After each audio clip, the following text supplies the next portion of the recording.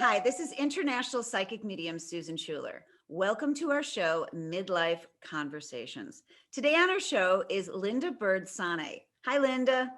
Hi, Susan. Thank you for joining us. Now, today we are going to be talking about growing up in a dysfunctional family. And I think most of us can agree that on some level, most of us pretty much did grow up in some form of dysfunction.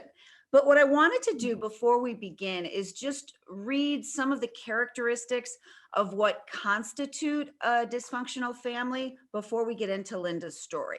So here are the characteristics of a dysfunctional family: addictions, perfectionism, abuse or neglect, living in fear, or it can also be living with a parent who's extremely unpredictable, conditional love, where there could be manipulation, like I'm only going to love you if, lack of intimacy, where things are really shallow, there's really no depth to the relationships, poor communication, where you're either scared to speak your truth or everything is swept under the carpet.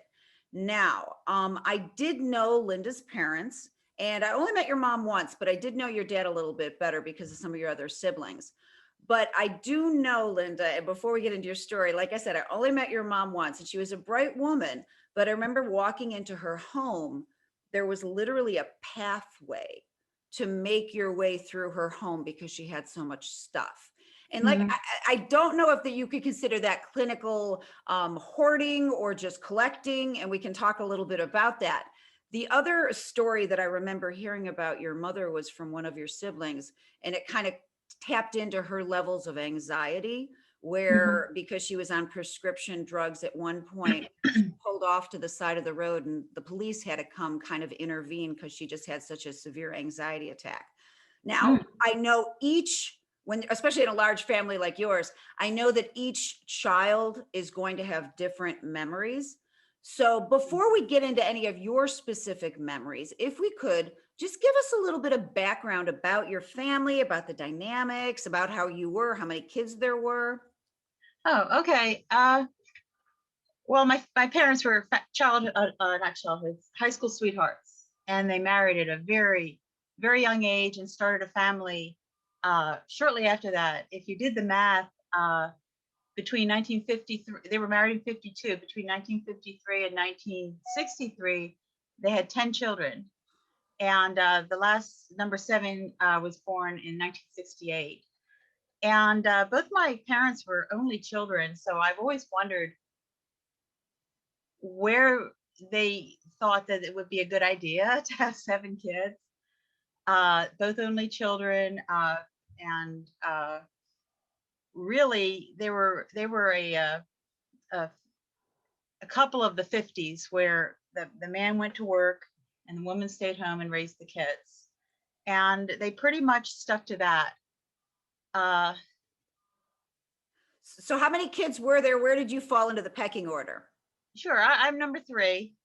Six girls, one boy. So I think they just kept trying for a boy, which was a little bit of an insult that we weren't good enough, you Of course. know. Of course. But for some reason, it's a wanted thing, and women are, they bring the men around, So That's so funny. Now, where was your dad? So you're saying it was a traditional home life. So dad mhm. just worked a lot? Yeah, yeah. The sad part was when he did come home, we weren't allowed in the kitchen where he was having dinner. We were pretty much chased away, so we didn't really get to bond with him at any age. So you guys didn't eat dinner with your dad? He ate in the kitchen by himself? My mother would talk about how terrible her day was or whatever was going on. Okay, wow. And how was dad like when it came to discipline? So in other words, if mom, told how bad the kids were that day, well, how did dad kind of handle this? Well, probably rolled his eyes, but he left the discipline up to her, and she wasn't really that good. She didn't have enough confidence in her ability to discipline. It was pretty much wait till your father got home. But after a while, she started taking things into her own hands physically.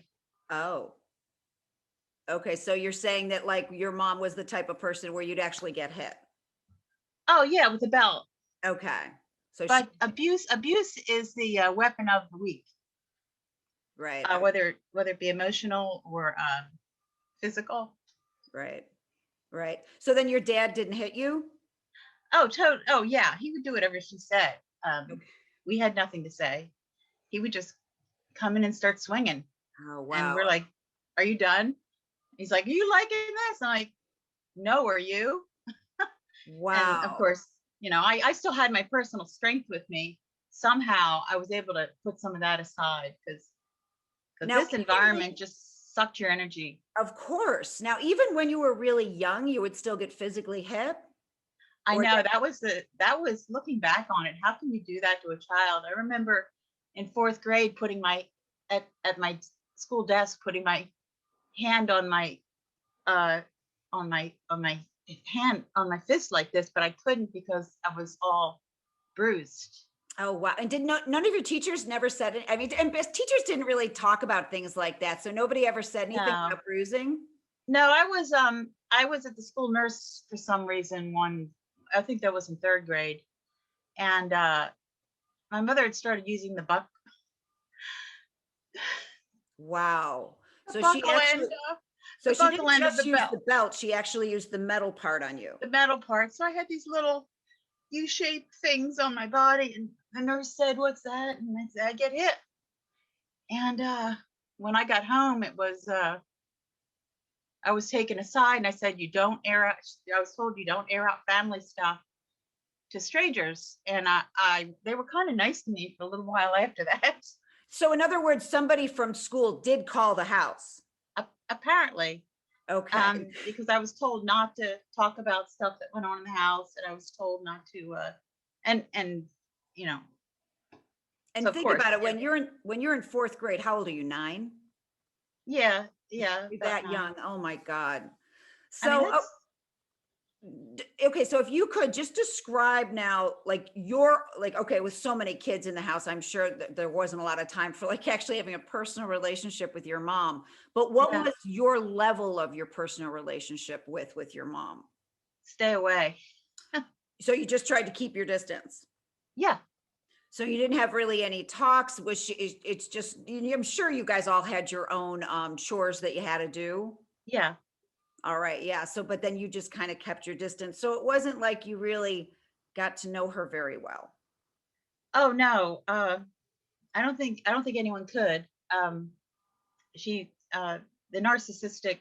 Let's just say it. She's narcissistic, and if you're not showering them with adulation, they don't want anything to do with you. And in their mind, the child is there to love them, not the other way around. Right. Um, and that's I just stayed away. It was very confusing and scary. Right. I mean, here's a person that pushed me down the basement steps when I was 4 years old. It's Now, um, while we're talking about this, let's just go back for a second. And I just want to talk about narcissism. It's a word mhm, that gets thrown around left and right here, but I just want to talk about the two different types of narcissism and if we can kind of pinpoint like what we would say your mom probably was. So there's mhm, grandiose narcissism, and that's where the person is very aggressive or dominant, and they like to exaggerate their importance, mhm, and they're very self confident. Now, the other type of narcissism is called vulnerable narcissism. And usually this results from childhood neglect or mhm, abuse. And the person is much more sensitive, and they protect themselves and their feelings of inadequacy because they really do feel terribly inadequate. And yeah, it goes between feeling inferior or superior. And they get mm, super offended or they deal with anxiety. And if you've ever, as you have, if you've ever lived with a narcissist, I know when I've lived with one, the feeling where they were constantly offended by everything that you did and they didn't cop to any of it. So here are some of the signs: a sense of entitlement, manipulative behavior, lack of empathy. I think that's keys. Like they can't gauge anybody. Need mm, of admiration, like what you just said. It's like they need to feel yeah, like they're all important. And one of the most common signs is when they need constant praise and admiration. It's like, Mm, I need attention. That's narcissism to a T. So, mhm. what are some, like, give some more examples of how it was with your mother and with her being a narcissist? Uh, because she signed up for the motherhood thing, I think she liked being pregnant more than having the child, because it would draw attention to her. And in public, people were amazed at when we were all together how many kids there were, and she'd be like a different person. Oh yes, they're all mine, and three baskets full of groceries, and three grocery carts full of groceries, and the cashier would be amazed, and she'd say, oh yes, yes, I take good care of my children. And but when we got home, it was, you're not doing that right, come on you kids, we're spending too much money on you. It was like so Right. yeah, the actually I made a list once of trying to of writing down things that I heard my mother say to me, and they were just, nothing was sweet and loving and Disney like. It was, So, what would have been some of the things that she might have said to you? oh, If I'd you be a can remember, CEO. Huh? if you can remember or think back. Uh, one just, I didn't know what a CEO was, but she said she'd be a CEO of a company if it wasn't for us kids.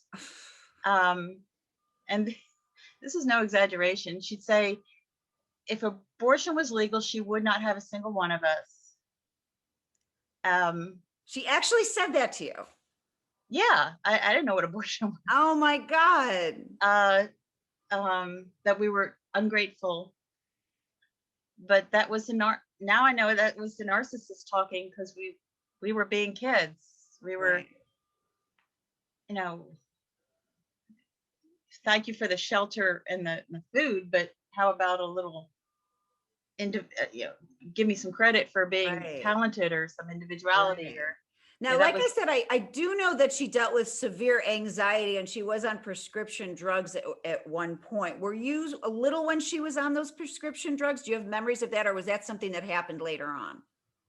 it was my early teens. She quieted down a little bit, uh, but So it kind of mellowed her out. uh, And you have to wonder, it's like, now, I mean, and I know prescription drugs have a place, absolutely. Do you know what they put her on? Valium, Valium. Oh Mother's boy. Little Helper. Remember the song? Right. So Right. So it yeah, mellowed her out a little bit. So it had to make things a little bit easier than as you got older. but you still couldn't communicate with them. You just weren't being accused of things. She wasn't making things up. She wasn't calling out her dad on you. She was kind of just there. And if you just did, we had a chore chart on the wall, and you just, on Saturday you did this, on Monday you did this, on Tuesday you did this. Everything from emptying the trash baskets to vacuuming to dusting, and as long as you did that, uh, um, you So know, let me ask you this. Now, we do agree that your parent growing up like this was dysfunctional. Aside from being hit with the belt, what are some other behaviors that you would say that your parents both did that would be considered dysfunctional? I mean, okay, so we're saying dad kind of ignored you, is from what you're saying, right? uh, yeah, there was never any depth or conversation. And if I was in trouble and my father tried to make a connection with me, what went wrong, my mother, as I was on my way to wherever he was, my mother would always intercept me, and in a harsh whispering voice say, you're going to increase your dad's high blood pressure medicine, he's staying home from work to talk to you. And then I'm like blown away. So then she disappears, and then I walk into my dad with this in my mind, and I'm just like, Right. that's where he thought he couldn't talk to me, because all this stuff was going on behind his back. We were like the enemy to my mother for some reason. It's like Wow. they know what causes pregnancy now, you know?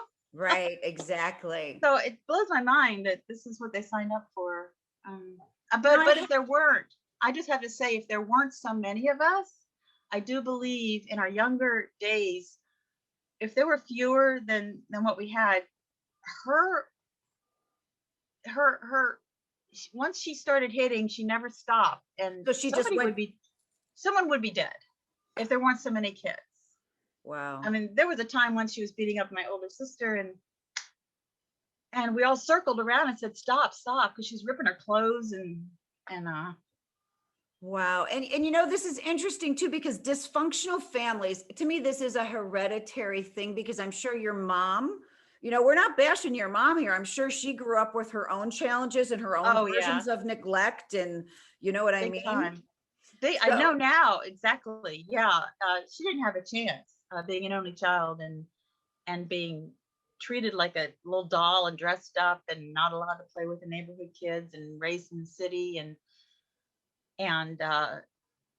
yeah, she which made me wonder, why did they have so many kids if they think it was such a great thing. yeah, Look yeah. at And I do, I have heard the story in your family about trying to have so many kids until they had a boy. And then I've heard also the story, you know, and I think to myself, what a horrible thing to tell a child that they're a mistake.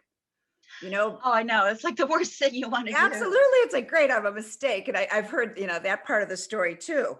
And I do know that the older kids in the family were really given so much responsibility to take care of the younger kids, which I know is not that abnormal. But Yeah, as you're from the older side of the family, it's like your parents are the ones having your kids, the kids, not you, you know? So, but in the same sense, I know like your oldest sister really did take on the role of being a mom to some of the younger siblings. I remember her saying that.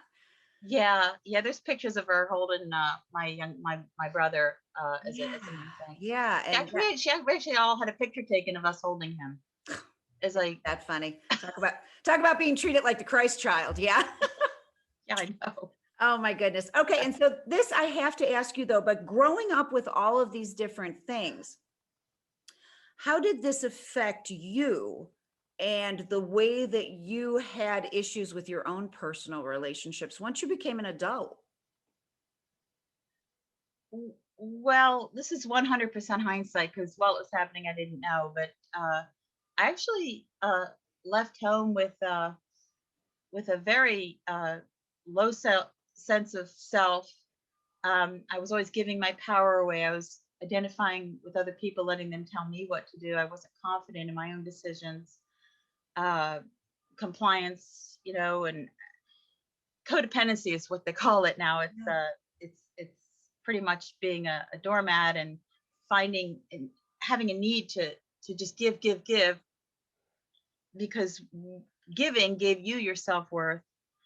um and I also not only did I need people, but I also pushed them away at the same time, Right. uh because of the person who you're supposed to gain your sense of intimacy from, the mother, uh that was totally disregarded and warped. And I remember when I hit the bottom of the cellar steps and cracked my head, not open, but it was a giant egg on my head. And how old were I you? four or five, something like that. I was told to carry a giant pile of newspapers down, and I couldn't see over the pile. And before I stepped down on the first step, she slammed the door behind me, and I went tumbling.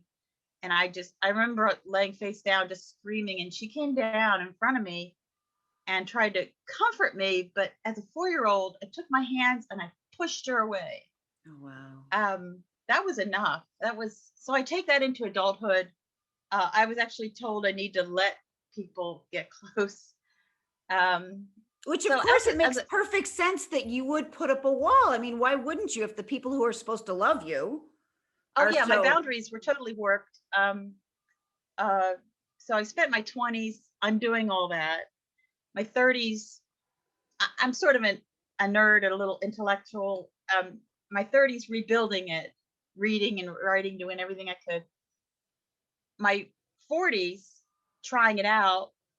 My 50s fine tuning what I've learned and what works for me and what's good for me.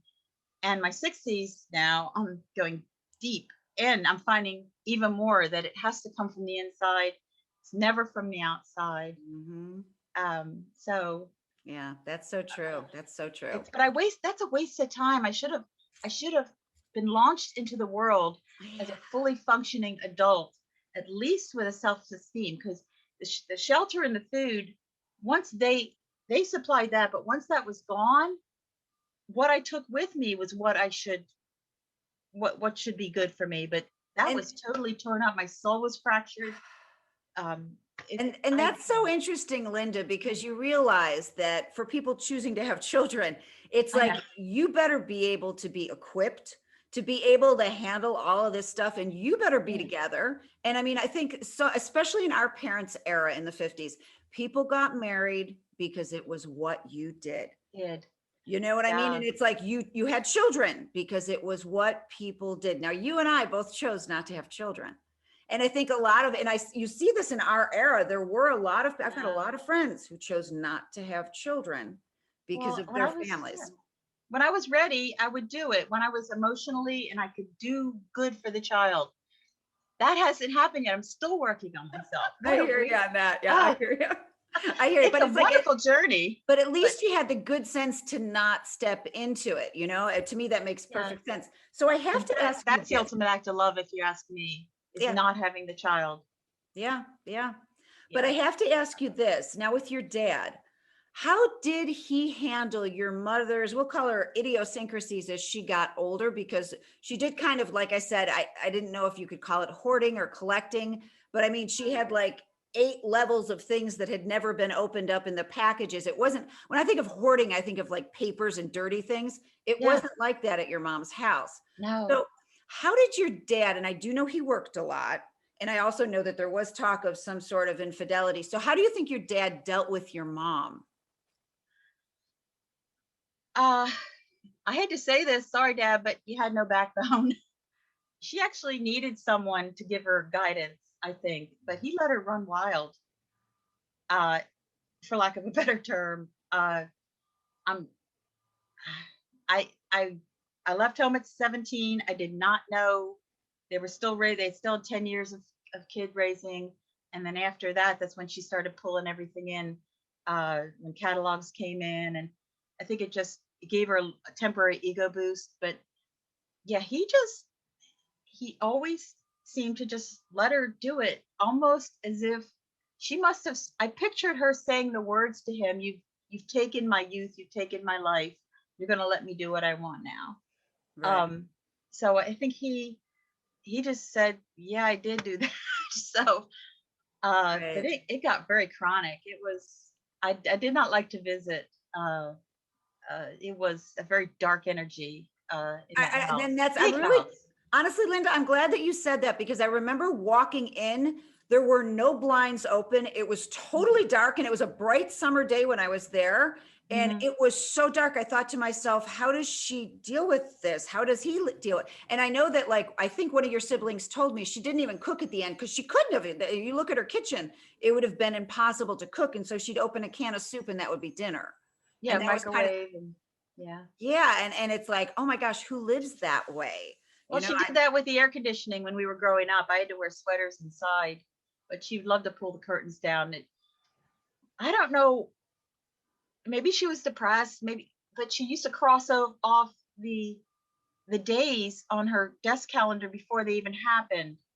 So I thought, this is someone that really doesn't like their life. Yeah. Yeah, Uh, but I'm sure she was depressed. I mean, just the anxiety alone, I'm sure that was definitely something that she dealt with. So I know that yeah, your dad, especially later on in life after he retired, he was going over to other countries working, wasn't he? yeah, he was a consultant. And but she didn't want to go with him, probably because she just didn't want to be with him anymore. And It's and it's interesting also because when they passed, didn't they pass within 8 months of each other? yes. Okay, and I swear it was I your father pretty much just shut down after your mom passed. So it's like, that there was some deep connection, whether it's like you said, codependent. I think it's just they were in the habit of each other, Mm-hmm. Could because very he well couldn't be. give her what she needed, and she couldn't give him what he needed. And I had to be careful in my own relationships after leaving home. It's eerie how people uh, repeat. the environment they were raised in. I Yep. have a wonderful husband now that is he doesn't get it, he doesn't get emotional about stuff. I mean, I could never live with someone who flew off the handle or did anything like that. That would be over in a New York minute. Mm-hmm. But he does have the high functioning autism that denies his ability to show and show any emotion or empathy, which is wonderful because he's calm. Mm-hmm. But it's working. It's exactly what I grew up with. No emotion, no what you say and what you're feeling inside doesn't matter. And in his case, it doesn't matter because he can't comprehend it. Right. So I'm on his case about it a little bit, saying you're an intelligent man, you can fake it till you make it. Right. They even tell people on the internet for Asperger's, high autism functioning people to write down on a list of things to do. Hug your wife. And Just write okay, it so down. if we look at like some of the positives that came out of this, because I always like to think that there's always a silver lining, Yeah. that we're here to learn, all of that good stuff. So would you say this is like one of the good things that came out of your having to been brought up with a dysfunctional narcissistic mom?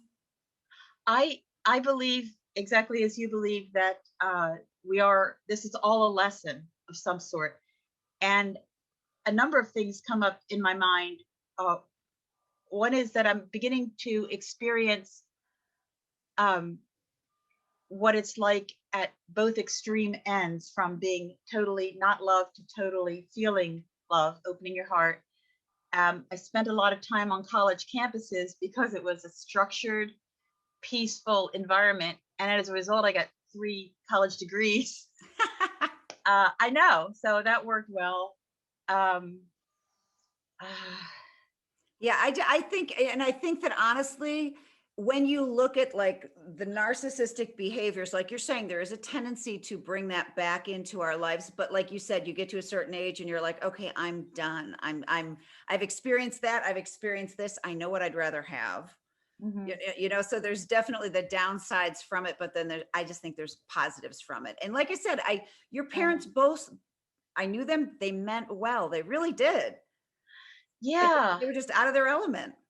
Out of their element. They didn't have a template themselves on parenting. They Mhm. were raised in very strict environments, and they thought that was how it was done. And oh no, Yeah. And but it also just, you see how it affected each one of your siblings yeah, differently. And it really did, because you've got like a yeah, big, they're very different people. And yeah. is it the pecking order? I don't know. Is it their own temperament? Who knows? I think they were in survival mode too. If they could suck up, and if that kept them from getting hit, they would suck up. Mhm. I said I would not say suck up, but Well, they would appease the narcissist. Some yes. of them were better at that than that. I was not good at that. I called it. If something was wrong, I'd say that's not fair. That's not right. Of course, whack, and And so. narcissists love to gravitate towards people that I would call empaths, or people that they Mm, can sort of feed off of, because yeah, empaths have the ability to sort of want to people please or make them happy. And they're so yeah, manipulative with that. And it's just, yeah, you see it so often. And I'm yeah. sure there were people in your family that tried desperately to bend and twist themselves to make mom and dad happy. No, it can't be done. And I would Yeah. suggest I don't, unless you can get the narcissist to understand that they're hurting someone, they're going to continue doing it, and all you can do is pretty much save yourself. Yes. Uh, Pretty much recall your power, because they're Mhm. power takers, you're a power giver, and how perfect is that? But you need to keep a hold of your chi. You need a Absolutely. certain amount of energy to function in Absolutely. life. And my I had so much. I still have talent, and I still use it. Drawing and sewing and gardening, but I'm still working on trying to get pleasure out of it, because it was so poo-hooed, and so I Yeah. wasn't allowed to bring vegetables into her kitchen that I grew as an 11-year-old. So of course you're going to carry things like that with you for your adult life. That's just, Yeah, that's par for the course. Well, yeah. Linda, I just want to thank you so much for being with us today and being very candid about a topic that I know is challenging. I know I find it very interesting. I'm in my mid 50s, you're in your 60s. It's like, even at this point in our lives, we can still get triggered by our childhood. It's just something that's still very much with us. It's So I called just want to thank you. complex. Go ahead, sorry. Oh, it's called complex post-traumatic stress disorder. It's a little different than coming home from war. It's where you experience the trauma for years, for more than a year. That's when you get the anyway. That's horrible. Well, anyway, I want to thank you for being with us. And I'd like to thank all of our listeners and our viewers for being here as well. And I'd like to leave you with this.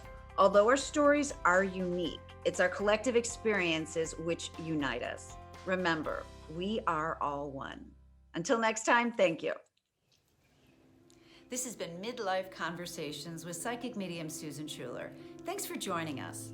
Do you have a story to tell? A conversation of sorts? A midlife conversation?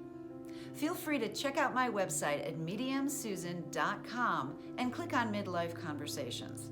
Until then, to paraphrase Carl Jung, if we have nothing else to create, then perhaps we create ourselves.